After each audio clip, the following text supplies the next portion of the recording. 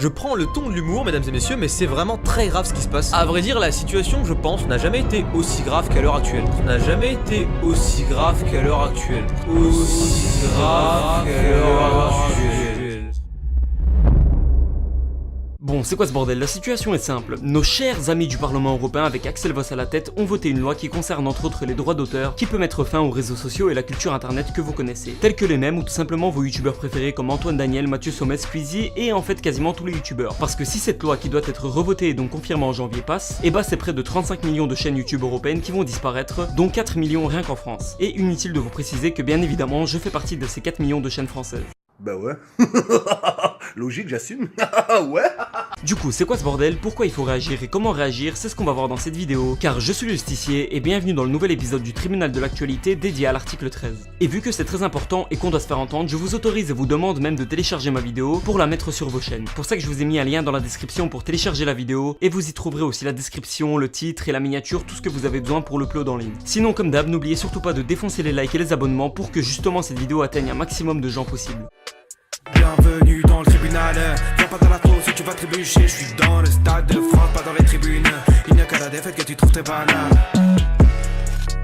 Avant tout, c'est quoi cette législation? Dans les grandes lignes, il y a deux articles principaux, l'article 11 et l'article 13. L'article 11 met en place ce qu'ils appellent un droit voisin pour les éditeurs de presse. Et ça consiste en le fait que lorsque un article est repris par un service de regroupement de nouvelles comme Google News, bah le site de presse peut toucher une rémunération. Et déjà là, c'est n'importe quoi, mais attendez de voir l'article 13 car c'est celui qui me concerne et qui concerne tous les youtubeurs et qui concerne aussi tous les viewers. Selon cet article, tout service d'hébergement doit être tenu responsable des infractions aux droits d'auteur par ses utilisateurs. Donc en gros, jusqu'ici, si tu rajoutais un extrait d'Harry Potter, bah le robot de YouTube te détectait, il notifiait Warner Bros et eux choisissaient s'ils veulent ignorer la notification, monétiser la vidéo pour eux ou bloquer la vidéo. C'était déjà très chiant et handicapant pour des youtubeurs avec par exemple le joueur du grenier qui perd sa monétisation à cause de quelques extraits de musique sur une vidéo qui lui a demandé des semaines de travail. Seulement avec cet article 13, YouTube doit être tenu responsable et donc l'Union Européenne demande à la plateforme de filtrer ses vidéos sous peine de se faire sanctionner par des amendes si des youtubeurs enfreignent les droits d'auteur. Et vous pouvez penser que les droits d'auteur concernent uniquement les vidéos et les musiques, et bah vous vous trompez. Cet article concerne toute présence de marque ou de copyright. Que ça soit une vidéo, une musique, un vêtement ou un décor. C'est-à-dire qu'une vidéo ne respecte pas cet article à partir du moment où dans la vidéo apparaît le logo de Nike sans que la personne ait obtenu l'autorisation de Mark Parker, le PDG de Nike. En gros, si cette loi est confirmée en janvier, une vidéo du tribunal ça va ressembler à ça, car je suis le justicier et bienvenue dans le nouvel épisode du tribunal de l'actualité dédié à l'article 13. Ou alors ça. Du coup, je suis justicier et bienvenue dans le nouvel épisode du tribunal de l'actualité dédié à... Nope. Ouais non, c'est clairement pas envisageable en fait. Et si vous êtes choqué de voir ma gueule, bah fallait me suivre sur Instagram, j'avais prévenu. Bon, on retourne à l'écran. Et comment on est arrivé ici? Bah tout ce bordel a débuté en 2016 avec la proposition de projet par l'enfant de capote percée Axel Voss. Ce dernier a été opposé à madame Julia Reda qui estime que cette loi est une potentielle censure de la liberté d'expression. Et elle n'est pas en tort. Effectivement, donner un avis, créer un débat ou dénoncer quelque chose nécessite quasiment toujours un support visuel ou audio pour apporter des preuves ou quelque chose dans ce genre. Et dans un cas où l'utilisation d'un contenu tierce nécessite obligatoirement une autorisation du tenant droit, bah vous comprenez qu'aucune personne ne vous autorisera à parler d'un sujet qui la concerne si vous ne la complimentez pas et encore moins si vous voulez dénoncer quelque chose. Bah ouais.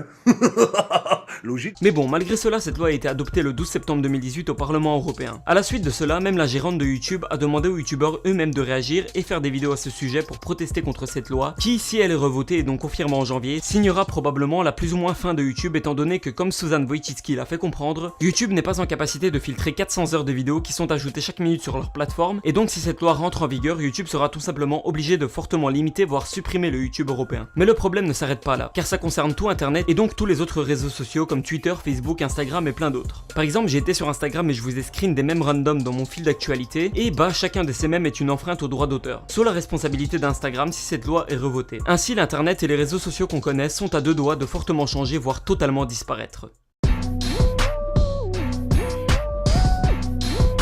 Bon, on va commencer par l'article 11. C'est clairement du foutage de gueule car c'est entre autres grâce à Google News que ces sites d'infos sont consultés. Si certains sites d'infos survivent, c'est quasiment uniquement grâce à ces services de regroupement. Alors dire à Apple ou Google de payer en plus de les faire exister, bah... Nique ta mère! De toute façon, si cet article est trop abusé, Google refusera de payer et va simplement supprimer ces sites de leur page et ces derniers seront en position appelez les index s'il vous plaît quand ils verront qu'en fait c'était Google News qui les faisait exister. Mais passons à l'article 13 qui nous intéresse. Déjà, matez la réaction d'Axel Voss quand sa loi a été acceptée.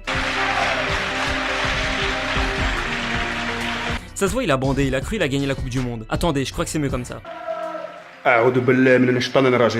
Je sais absolument pas ce qui l'a poussé à proposer cette loi, mais je pense que soit il est inconscient à cause de son âge médiéval et du fait que pour lui YouTube ça doit être comme pour moi le gros dos au calme, c'est-à-dire incompréhensible car il vient me sucer et puis après il essaye de me clasher. Un rappeur frustré devenu chronique car me critique. J'en rigole quand je me rends compte que ce soir c'est mon chauffeur Uber. Ou alors il a tout simplement un intérêt financier ou quelconque autre à faire cela, étant donné qu'il y a eu un gros jeu de lobby qui a contribué à la prise de cette décision. Bref, dans les deux cas c'est une sourasse qui veut instaurer une censure indirecte sur internet. Bon, sinon il est clair et net que cet article est une grosse barrière pour les youtubeurs. Littéralement la seule chose qu'on pourra faire c'est de se filmer sur un fond unicolore avec des vêtements sans marque, ou alors avec des logos de marque floutés ou cachés. Bref, j'ai pas besoin de parler plus. Ces deux articles c'est de la grosse merde, un peu comme le remix de Moonlight par RK. Je rentre dans le bed, je veux m'inter. Sache qu'on est cramé sur la vie de ma mère.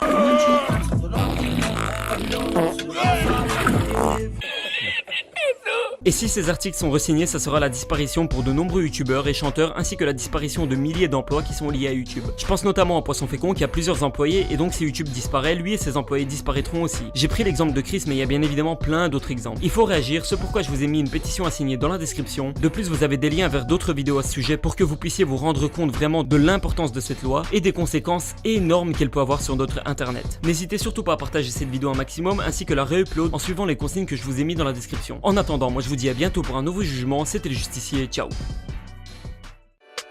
Bienvenue dans le tribunal. Viens pas dans la peau si tu vas trébucher. Je suis dans le stade de France, pas dans les tribunes. Il n'y a qu'à la défaite que tu trouves tes bananes.